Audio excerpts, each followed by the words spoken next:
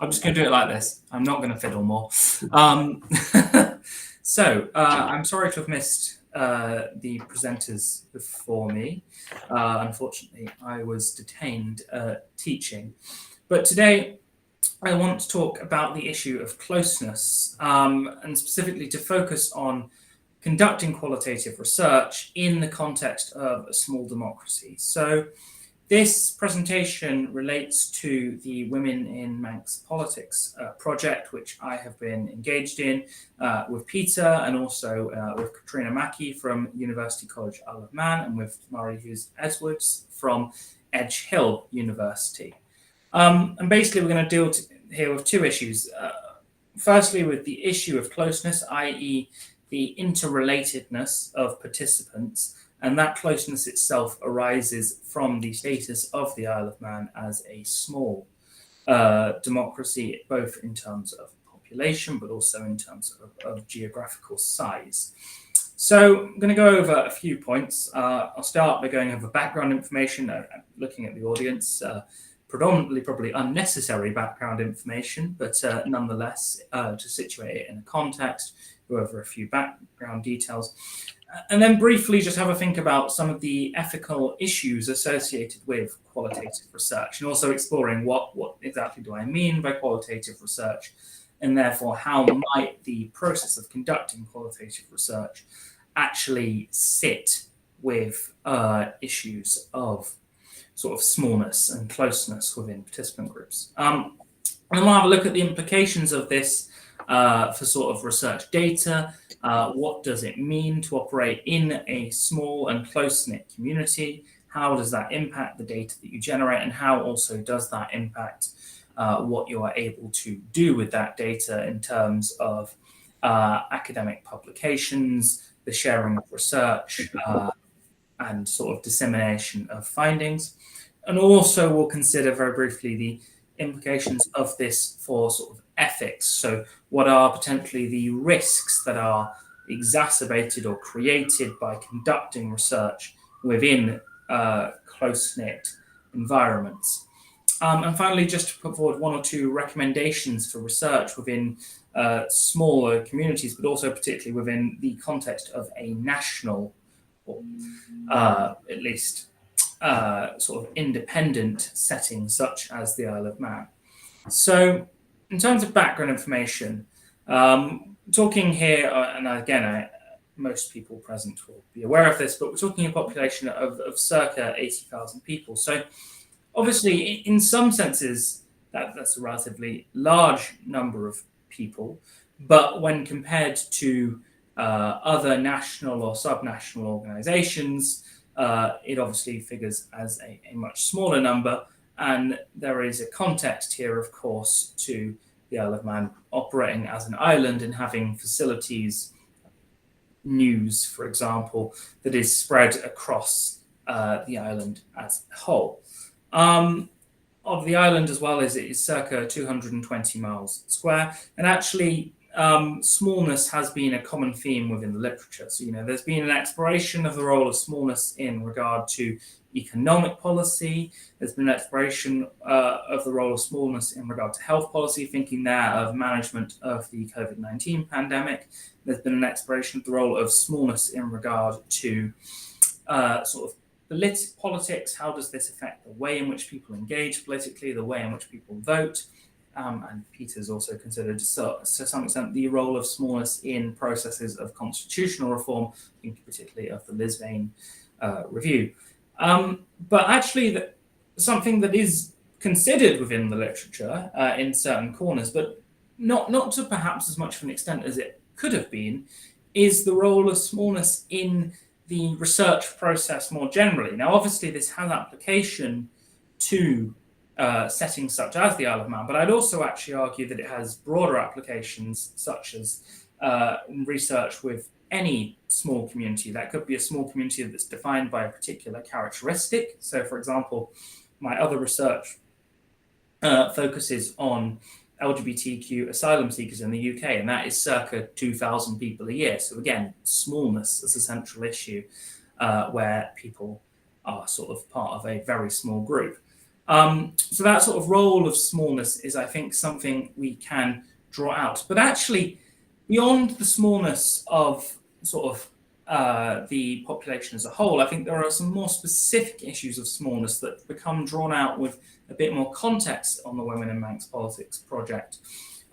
So just to sort of draw that out, the project seeks to look at the experiences of women who have entered Manx politics. Generally speaking, although not exclusively, looking to speak to women who have been elected as members of the House of Keys.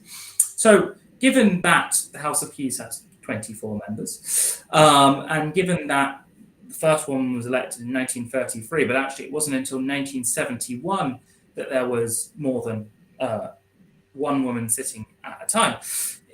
We're now up to a much sort of better situation in that regard, with 10 women currently sitting as MHKs. But given the numbers here in raw terms, we're dealing with a very, very small group of people.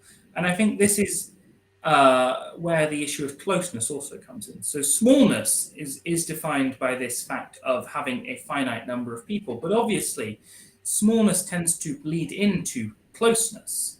And what I mean by closeness, basically, is the fact that by virtue of there being 24 MHKs, and this would be the same with any legislative chamber, but to a much greater extent in a smaller legislative chamber, individuals know each other from within the chamber.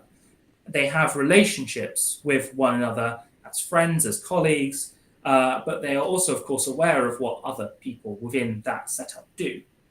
In the Isle of Man, of course, it's quite common for a very, very large number of the members of Tynwald to be attached to the government, for example, and therefore to have specific roles attached to a given government department. So this does present some real challenges as a researcher in relation to protecting and ensuring issues of ethics and anonymity are protectable undertaking qualitative research. Now, just to be clear here, by qualitative research, I mean research that seeks to, in some sense, access the lived experience of participants, to speak to, usually through the means of interview participants, and it is interviews we're using in the context of the Women in Manx Politics project, and therefore to try and gain some form of understanding of the particular experiences that person has. This means that you are asking them to share elements of their narrative.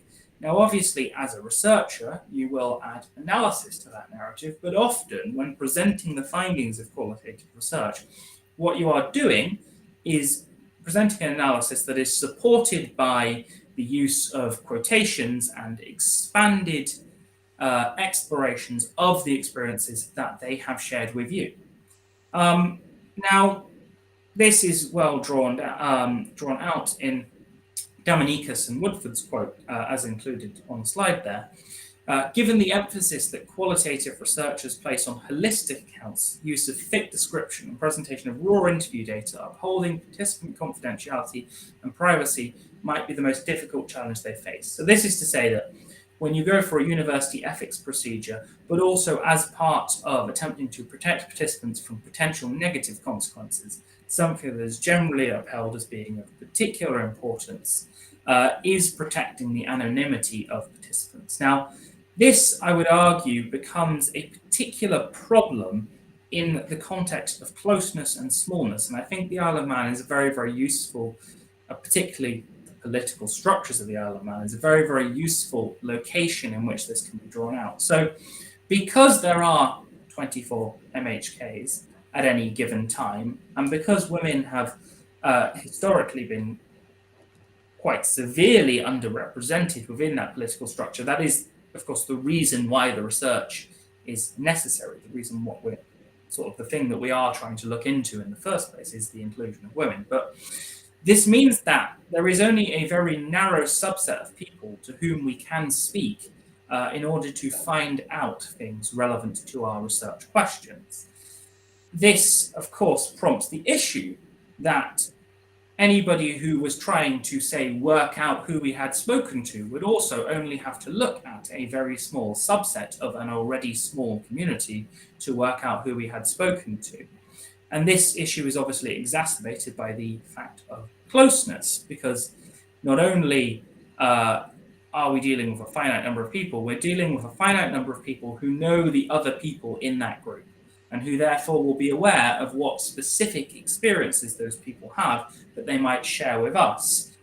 For example, if someone was to share experience of working as a member of the Council of Ministers, that might very, very dramatically restrict the number of people who could have given us this particular experience, and make it quite easy for someone who was reading a research publication or watching a presentation to work out who we were in fact talking about. So I think the smallness and the closeness collectively of the political structures within Tynwald mean that this is a particularly ethically dangerous area in which to conduct qualitative research. And I just want to now draw out some of the implications of this for data. So I think a first implication is obviously that we are aware of this risk, and we have considered this extensively in compliance with ethical review processes. But also participants are likely to be aware of this risk. As such, it may well be that participants censor themselves in knowledge of the fact that, of course, what they say could become identifiable because other people who, for example, sit within the House of Keys may know that they had that specific experience and therefore be able to use it to identify them.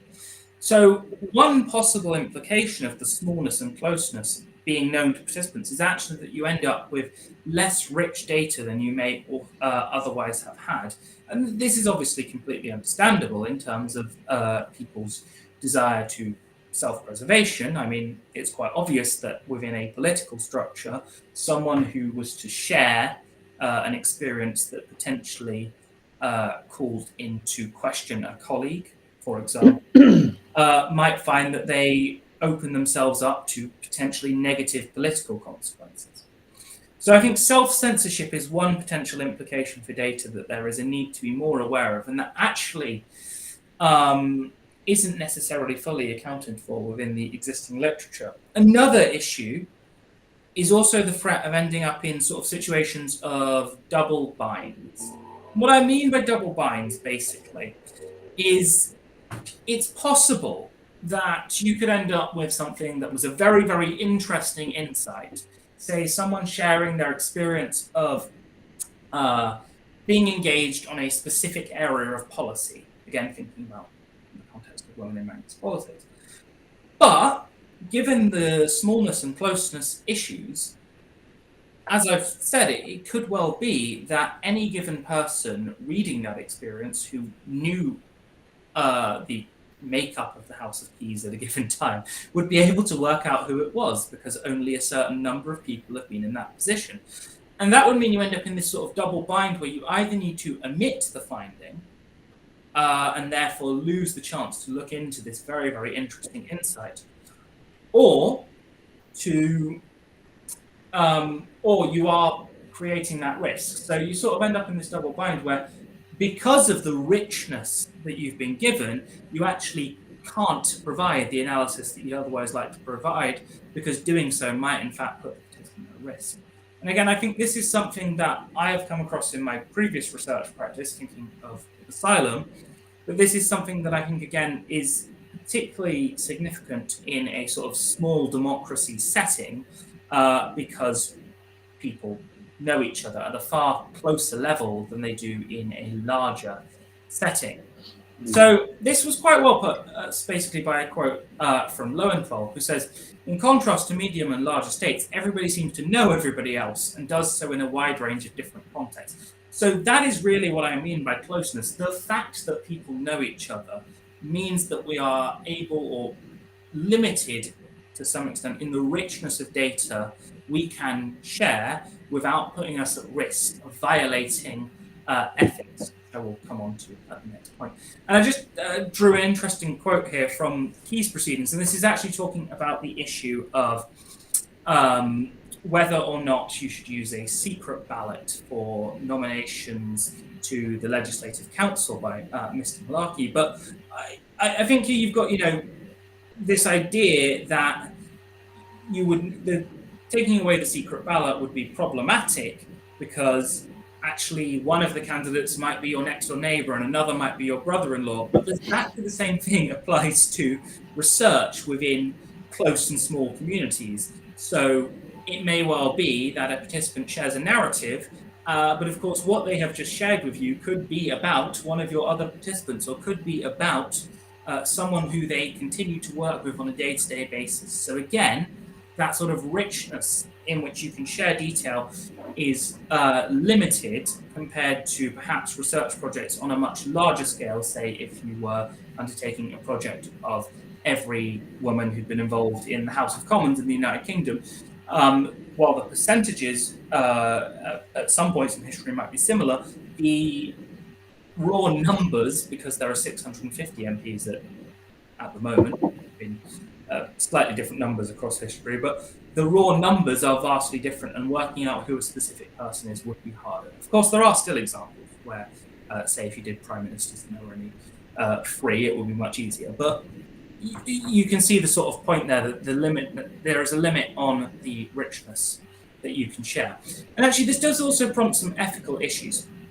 So I think the first is the possibility of identification is much higher here. You can anonymize your data, you can pseudonymize your data using pseudonyms to sort of not give away the identity of participants. But at the end of the day, because you're dealing with a small group and they are close to others within that group who are likely to be able to work out who they are, there is a much greater risk of possible identification, particularly where you include raw data, so where you include quotations that people have shared with you in order to develop your narrative. And this means that if you use more narrative-driven methodologies, like narrative analysis, which is my preferred method, you actually have a much, much greater risk of that potential identification. Another thing, of course, that's ethically sensitive there is the potential that participants may, because of this risk of identification, feel quite, let's say, uncomfortable with the potential for identification. And obviously, as a researcher, you really don't want to cause people discomfort. The purpose of the interview is, or the purpose of ethical procedures is to protect participants from risks, and risks can include, say, worrying about potential consequences arising from the interview. So this is an ethical consideration that we should be taking. And I think the last thing to note is that it's also possible people will draw connections between one another. So what I mean here is actually, in the way in which this differs from point 1 about identification is more of a risk when you publish your research data. It's more of a risk when you share your findings, but the possible connections actually arise often at the point of interviews. So sometimes in semi-structured interviews, when you're talking to a participant, you're trying to build a human connection, you might sort of loosely allude to things within the process of undertaking the interview that, oh, could you expand on this? I've heard a bit about X, Y, or Z, without giving any information away. But if you were to do that in this context of closeness and smallness again, you might again risk the participant you're now speaking to being able to draw connections and to work out who else you have spoken to. So again, I think this just draws some real issues to be aware of that actually come out much more in this context of small democracies. This is well accounted for in one sense by Zemeckis and Woodford again, because actually they say that the greater level of specificity on demographic variables, greater the confidentiality concern when reporting findings. And here we are dealing with a small island community and a small subset of that community who are legislators and therefore public figures within that community. So that is quite, and then again, only with women who are in that group, that is quite a specific group, and it is therefore sort of implied within some of the existing literature that this is a risk. But I just think the closeness here draws out even more risks that we have historically maybe not appreciated in our framing of research. So just a few sort of recommendations for researching with smaller communities. I think the first and most important one is actually to engage in reflexivity, and that is I think something this study has drawn my attention to is you sort of realize just how close knit these communities are as you begin to see results come in, and actually to therefore think about the additional risks that you might become aware of after the point of putting in an ethics application. Sort of, in one sense, when you realize just how well people know each other, and therefore how much easier it might be for them to work out who you've spoken to than it would maybe be if there was a, let's say, a less public facing group of people. It can also be useful in this sense to get some form of community engagement. So to have someone who is directly involved in that community of people advising you in setting up your methodology, because, for example, they can warn you that using a method that relies very strongly on sort of specific parts of people's experiences and narratives might well put quite a big risk of an identity becoming known. And finally, I think there's just an importance of trying to be aware of the connections between participants. You can't really see your interviews as wholly separate from one another because you're dealing with a group of people who actually work with one another every single day. And obviously, here, we've obviously got our specific group within the context of the research project, but I actually think, in general terms, more qualitative projects do need to be very careful, possibly now more than ever, in light of the greater availability of information, in terms of how data is both taken and presented when dealing with research in small and close-knit communities. That's about all I wanted to say for now. I'm happy to take any questions if there should be any, though.